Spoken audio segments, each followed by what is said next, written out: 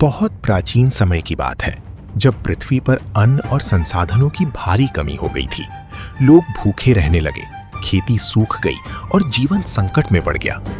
उस समय एक महान और धर्मात्मा राजा हुए, राजा पृथु।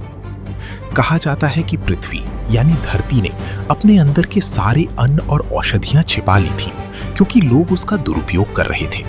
इससे क्रोधित होकर राजा पृथु ने निर्णय लिया कि वे धरती को दंड देंगे, ताकि वो फिर से जीवों के लिए संसाधन प्रदान करें। जब राजा पृथु ने अपना धनुष उठाया और धरती का पीछा किया, तो धरती भयभीत होकर भागने लगी। अंततः उसने अपना रूप बदलकर एक गाय का रूप धारण कर लिया और राजा के सामने आकर बोली, हे राजन, यदि आप मुझे मार देंगे तो प्रजा का जीवन और भी संकट में पड़ जाएगा। मैं ही सबकी जीवनदायिनी हूं। राजा पृथु ने उत्तर दिया, मैं तुम्हें मारना नहीं चाहता, लेकिन तुम्हें प्रजा के लिए अन्न और धन देना ही होगा।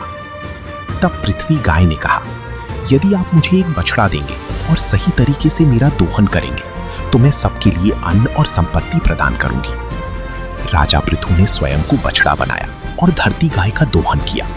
इस दोहन से अन्न, औषधियां और विभिन्न प्रकार की संपत्तियां प्राप्त हुई। इसके बाद ऋषियों, देवताओं और अन्य प्राणियों ने भी अपने अपने अनुसार धरती का दोहन किया और अपनी आवश्यकताओं की पूर्ति की। इस प्रकार राजा पृथु के प्रयास से धरती फिर से समृद्ध हुई और लोगों का जीवन खुशहाल बन गया। कहानी से शिक्षा: धरती हमारी माता है। यदि हम उसका सम्मान करें और उसका सही उपयोग करें, तो वो हमें सब कुछ देती है।